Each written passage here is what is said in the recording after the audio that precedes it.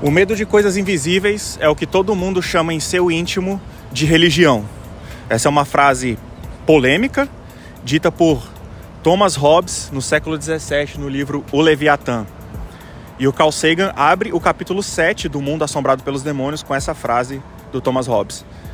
E aí eu aproveito, que a gente está começando a terceira parte aqui, desse react da leitura desse consagrado livro do Carl Sagan, onde a gente vai tratar agora, nessa terceira parte, a gente vai tratar dos capítulos 7 a 9, São mais 3 capítulos aqui para a gente analisar, discutir e, enfim, eu trazer o meu entendimento e até coisas que eu questionei ali e de repente não entendi tão bem, mas eu vou trazer aqui e mostrar como que eu interpretei. Mas começando aqui falando do capítulo 7, o capítulo 7 tem o mesmo título do livro, O Mundo Assombrado pelos Demônios.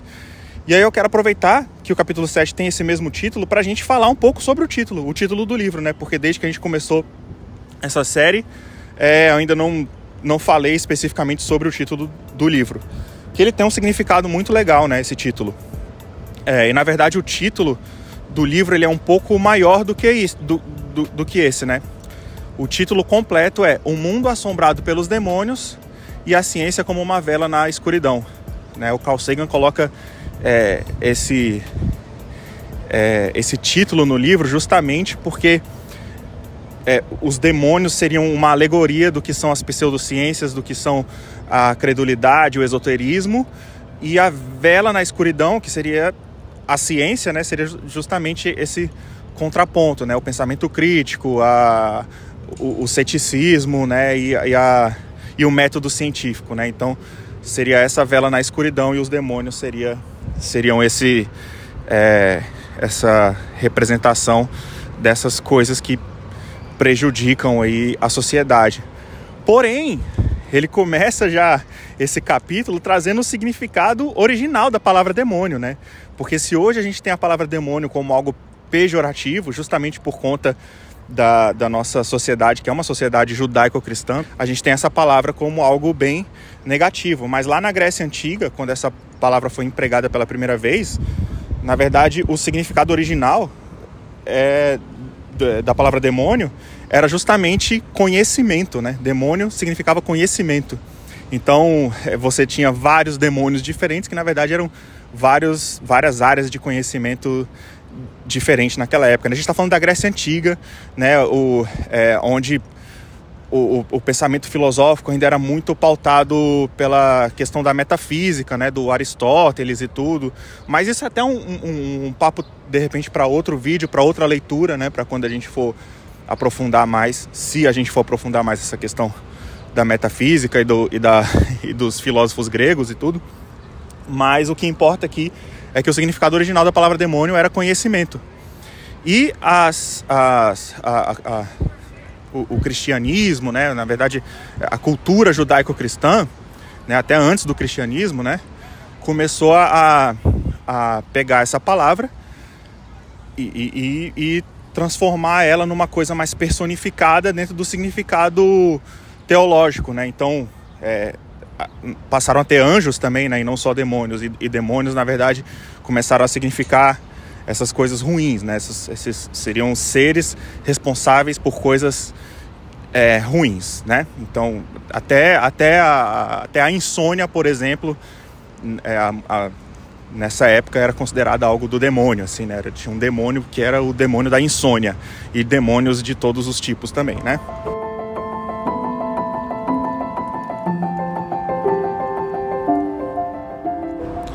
Dada essa introdução, falando sobre a origem da palavra demônio e explicando também um pouco sobre o título do livro, o Carl Sagan começa a botar o dedo na ferida agora em algo muito mais, quer dizer, de forma muito mais contundente às religiões e à teologia, Ele dedica o capítulo 7 basicamente para falar sobre Inquisição e sobre a mistura da igreja com o Estado.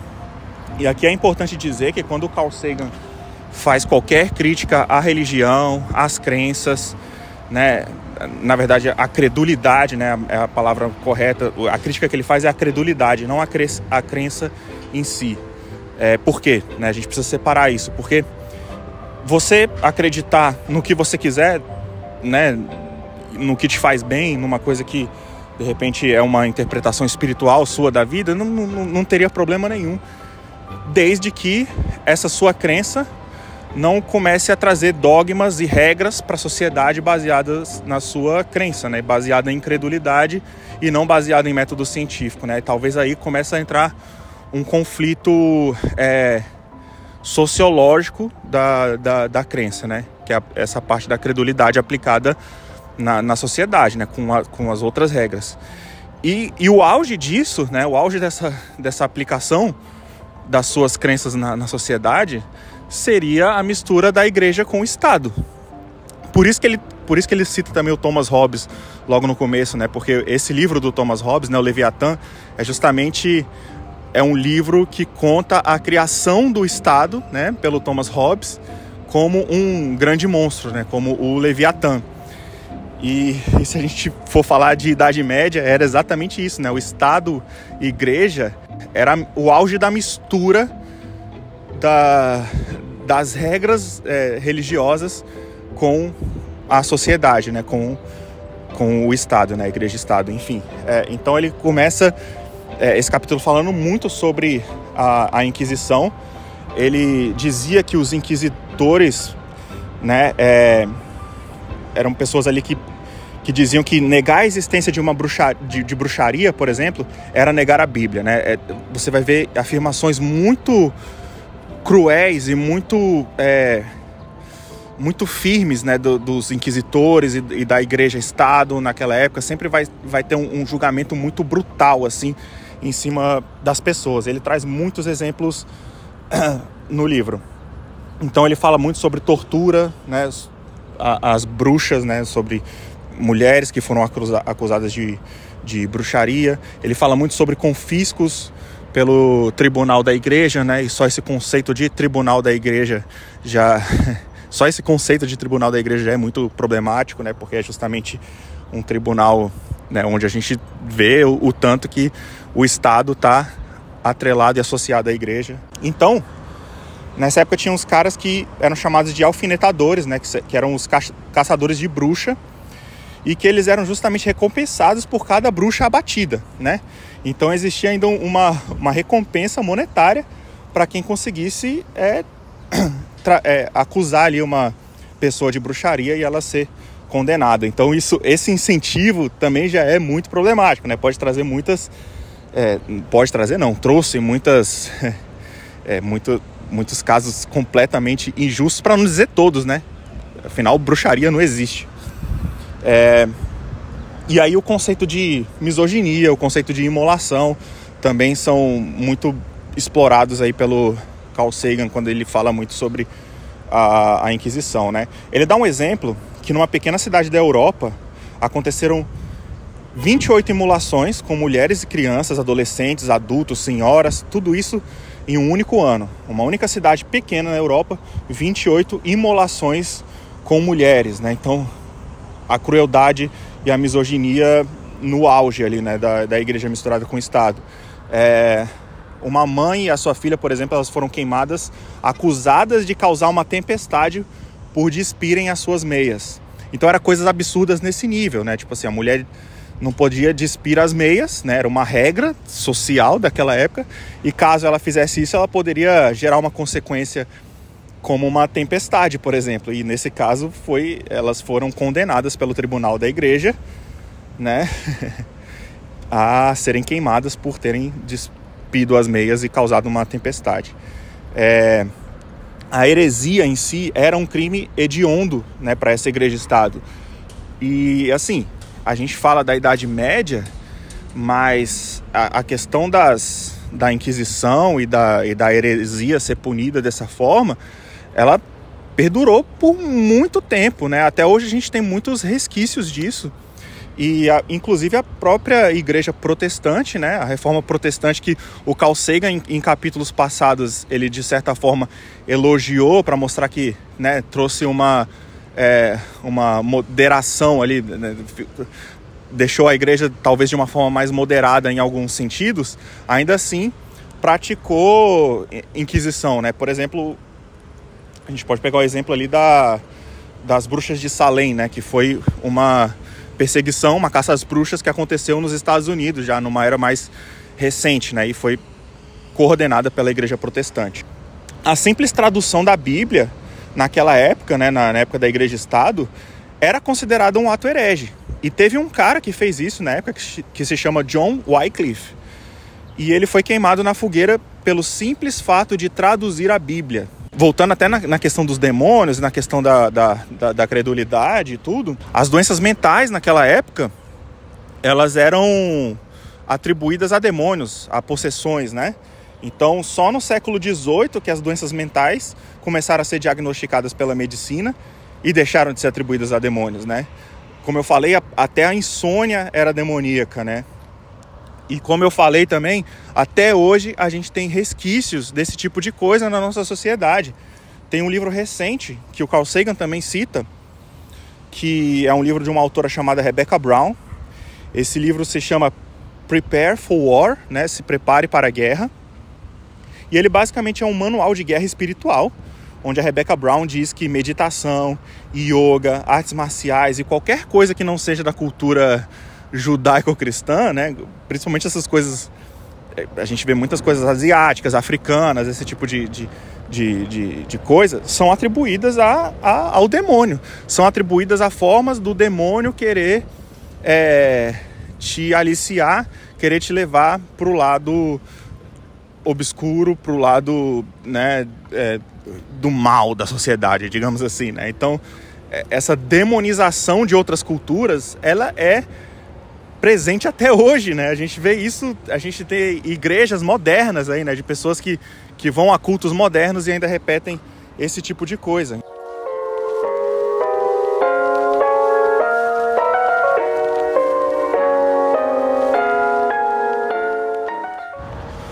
O Carl Sagan, ele traz mais uma vez essa questão da explicação fantasiosa, né? Explicação fantástica para alguma coisa que acontece na realidade, né? Então, se a gente está falando de insônia e se em uma determinada época da sociedade a insônia era atribuída a demônios, é porque naquela época da sociedade a questão dos demônios, né? Dos anjos contra os demônios e tudo, era o que estava mais em voga naquela cultura, era o que era mais discutido naquela cultura. Se em uma outra sociedade a insônia, o pesadelo, na verdade é atribuído a gnomos que invadem o local e são responsáveis por te deixar com insônia, isso tem a ver com a realidade daquele local específico. Se for qualquer outra coisa, né, a gente até relembra um pouco a questão de uma era mais recente aqui, onde pessoas fizeram muitos relatos de terem abduções alienígenas e tudo, e que, sei lá, qualquer coisa causada, que tem alguma causa hoje na sociedade seria atribuída a uma invasão alienígena, por exemplo, também tem a ver com aquela época, né? E tudo isso tem um termo. O termo para isso é o Zeitgeist, que é justamente uma coisa que vai tematizar essas explicações, né, do desconhecido, dependendo do que é vivido culturalmente naquela época, né? O Zeitgeist, na verdade, é aquele momento, aquela percepção, aquele senso comum que as pessoas têm em uma sociedade, em uma época. E esse Zeitgeist, ele acaba guiando uma explicação pseudocientífica para muitas coisas também, né? Bom, o Carl Sagan fala bastante também sobre as questões de milagres, de canonizações, né, de aparições. Mais uma vez falando sobre relatos e a questão das evidências anedóticas, né, como a gente explorou no episódio passado, mas ele traz ali muitos exemplos históricos onde, né, penitências, chibatadas, até queimas de bruxas também foram baseadas em alguma aparição ou em alguma coisa supostamente sagrada e religiosa. E ele mostra também que muitas vezes, né, santos apareceram e trouxeram ali mensagens que era para guiar a sociedade. E aí o Carl Sagan, ele faz essa crítica que justamente nenhum santo nunca apareceu para criticar as queimas de bruxas, né, a crueldade que existia nisso, para prevenir a igreja, por exemplo, de apoiar a Alemanha nazista, para para dizer que o heliocentrismo estava errado, né? Que é a noção de que a Terra é o centro do universo, né? Então, toda vez que a ciência vem, avança e muda alguma coisa, os credulistas, né? Vamos dizer assim, eles mudam um pouco a narrativa, mas mantém a credulidade, mantém aquela coisa, né? É igual quando a gente falou ali da questão das invasões alienígenas também, que a gente abordou no episódio passado, né? No começo, a ciência ainda não sabia muito sobre os planetas que estavam aqui mais próximos no sistema solar, né? Sobre Marte, sobre Vênus. Então, todos os alienígenas que supostamente faziam abduções aqui, né? Que entravam em contato com os humanos aqui, ou eram marcianos, ou eram venusianos, né? Eram daqui do sistema solar. A partir do momento que a ciência avançou e descobriu que não tem nada nesses planetas, aí não, agora esses alienígenas começaram a passaram a ser de galáxias mais distantes, né? E a mesma coisa acontece com essa questão dos santos, das aparições, das canonizações e dos milagres, né?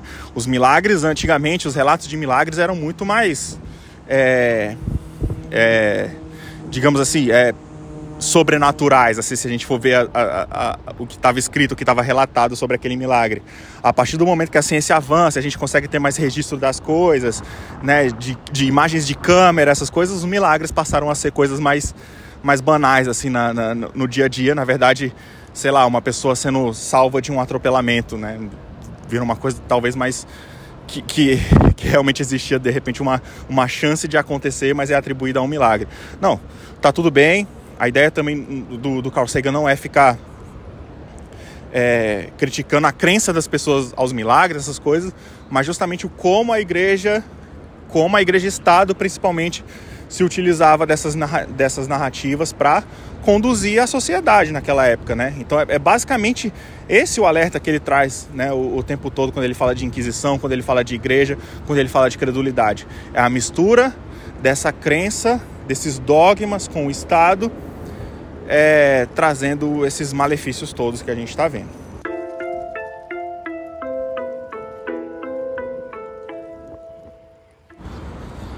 Vale lembrar que isso é muito atual ainda, né? As pessoas quererem misturar a igreja com o Estado, né? A gente vê isso muito acontecendo no Brasil, né? A gente tem um ex-presidente aí que se autodeclarava um escolhido por Deus. A esposa dele fazia eventos, né?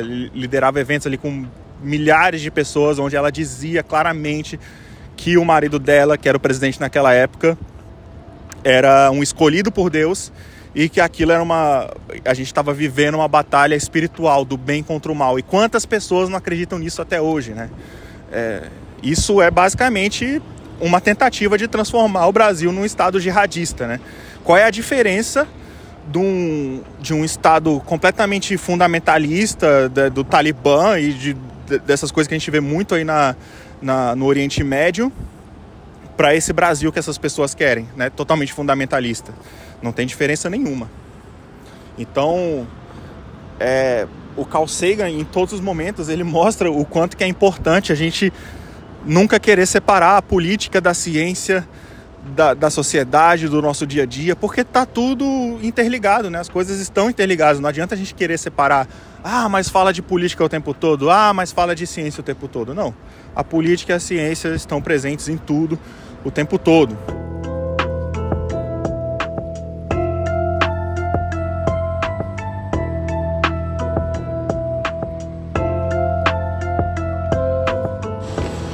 Bom, então toda essa questão sobre Inquisição, a explicação sobre o conceito de demônios, né, e tudo isso que a gente falou agora, são, né, as coisas que estão presentes ali nos capítulos 7 e 8. Aí no capítulo 9, o Carl Sagan chega num assunto que para mim, ele é um pouco mais espinhoso e um pouco mais difícil. E eu até digo, de certa forma, que eu não sei se eu entendi muito bem se ele falou de uma forma geral ou se ele estava falando de alguns casos específicos, né? Um capítulo que trata sobre terapia, né? Ele o tempo todo está falando ali no livro sobre a pseudociência presente na questão das terapias, né? Da psicanálise e tudo, mas não deixa a entender tão bem se ele está falando de todo tipo de terapia ou se tem terapias específicas que são pseudocientíficas. Que tem terapias específicas que são pseudocientíficas é fato, e a gente tem certeza, isso aí tá tudo bem. Agora, o que não ficou tão claro para mim é se o Carl Sagan tá se referindo só a elas ou a todo tipo de terapia, porque basicamente o próprio título do capítulo 9 é terapia, e toda vez que ele se refere à terapia, ele vai falando a terapia, né, os terapeutas e as regressões e a hipnoterapia e a psicanálise. Então ele fala sempre de uma forma que parece que ele está realmente se referindo num contexto geral. Mas enfim, vamos lá. Ele começa esse capítulo já explicando que é um grande erro você primeiro teorizar para depois trazer os dados, né? E segundo ele, é isso que a maioria dos terapeutas fazem, né? Eles primeiro tiram uma conclusão de uma causa que gerou um trauma numa pessoa, alguma coisa nesse sentido. Então ele primeiro tira essa conclusão, primeiro teoriza, para depois investigar e ir atrás e corroborar aquilo que ele acreditava que era o que estava acontecendo. E através dessas sessões de terapias, onde ele vai entrevistando o paciente e tudo, e acaba chegando em respostas daquela coisa que ele estava guiando, basicamente. Então, ele basicamente, a crítica que ele faz às terapias é que elas são repletas de sugestividade, né? Onde às vezes até o próprio terapeuta não percebe que está fazendo um caminho de sugestividade ali com o paciente. Mais uma vez eu ressalto aqui, vamos deixar bem claro que é certo que isso acontece em muitos casos, né, de terapias que são realmente pseudocientíficas, mas eu não sei se o Carl Sagan faz isso como uma crítica geral para todos. De qualquer forma, ele fala também sobre a hipnose, né, que ele diz que ela é imprecisa, né, para fazer justamente as pessoas reviverem memórias, pois justamente essas memórias que as pessoas vão reviver, essas memórias elas podem se misturar com a imaginação, de modo, mais uma vez, que nem o paciente e nem o terapeuta consiga distinguir se aquela memória é uma memória real ou não. E aí a gente pode falar um pouco dessa questão das memórias falsas, que elas não estão presentes só na questão da terapia, né? A terapia ela pode desencadear uma memória falsa, mas a sociedade também faz isso o tempo todo, né? Tem até a questão do efeito Mandela, né? De memórias que a gente tem como uma memória coletiva, e que na verdade aquela coisa nem aconteceu, nem foi daquela forma que aconteceu, mas a gente tem essa memória. Um exemplo disso, né? Eu estava vendo um vídeo há um tempo atrás que falava sobre o dia, né? O 11 de setembro, né? O atentado às Torres Gêmeas aqui em Nova York. E a maioria das pessoas, pelo menos da minha geração, que eram crianças, né, no momento desse atentado, né, eu tinha 11 anos de idade, se eu não me engano, 11 ou 12 anos, e estava passando a TV Globinho, estaria passando um episódio do Dragon Ball Z, onde o Goku ia se transformar em Super Saiyajin 3, e logo no momento que isso ia acontecer, foi interrompido pelo plantão da Globo, lá mostrando que as Torres Gêmeas foram atacadas em Nova York. Isso é uma memória falsa, porque na verdade estava sim passando a TV Globinho, mas no momento do ataque das torres não era nem Dragon Ball Z que estava passando, muito menos era esse episódio do Goku se transformando em Super Saiyajin 3, né?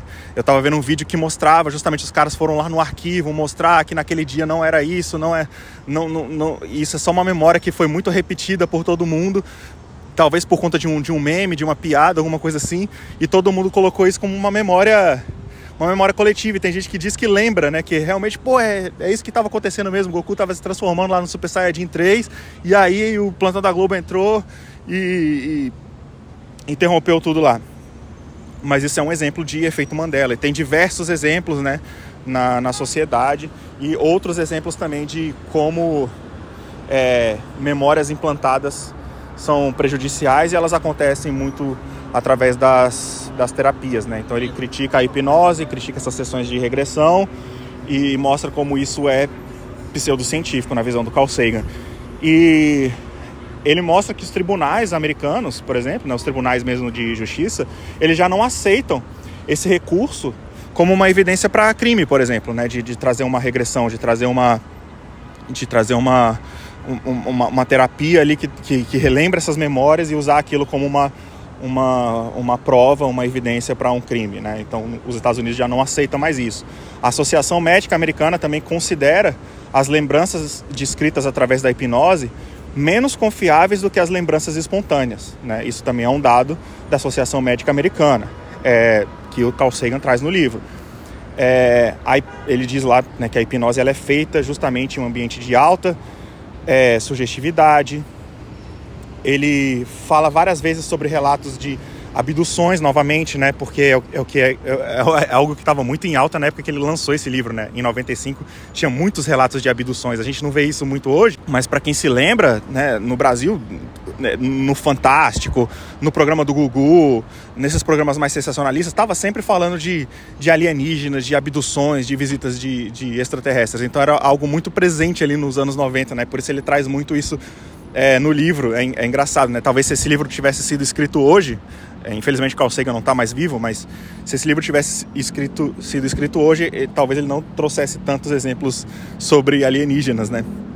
Mas enfim, ele explica também no livro que o Ronald Reagan, na época que era presidente dos Estados Unidos, também chegou a utilizar a trama de um filme, né, que conta uma história épica de heroísmo na guerra, para incentivar as pessoas ali, né, a serem a favor da guerra, né, e estarem do lado patriótico da coisa e tudo, mas na verdade o Ronald Reagan acabou usando uma história fictícia, né, para impor uma memória falsa nas pessoas de uma coisa que realmente não aconteceu. Então ele traz esse exemplo ali no livro também. Ele mostra o tanto que a publicidade também usa muito desse recurso, né, associando as marcas, os produtos a outras coisas, a sentimentos, a lifestyle. E eu sei bem disso, né, porque eu sou publicitário, trabalhei 10 anos em agência de publicidade, né, sou formado em comunicação, em publicidade, e realmente a publicidade ela se utiliza desse método de associação de sentimentos, de coisas às marcas, né. Então esse tipo de sugestividade também é muito trabalhado pela publicidade, né? E aí ele conclui um pouco esse capítulo falando que as nossas lembranças, elas são uma eterna obra em revisão artística, né? Em especial essas lembranças mais nostálgicas, mais românticas, né? Toda vez que a gente revisita uma lembrança, alguma coisa, a gente, sem perceber, está alterando um pouquinho o que realmente aconteceu ali, né? Então essas lembranças vão ficando mais românticas, mais atrativas, ou mais traumáticas, mais medonhas, dependendo do que for, mas elas estão sempre sendo de pouquinho em pouquinho um pouco alteradas, né? As nossas lembranças. Então é realmente um perigo a gente usar as nossas lembranças como uma evidência para alguma coisa, né? É óbvio, ele não está dizendo que você tem que descartar totalmente as suas lembranças, que nada que você lembra é real. Não é nada disso. Não chega a ser nihilista nesse ponto. Mas é só pra gente lembrar e entender que o nosso cérebro funciona dessa forma, né?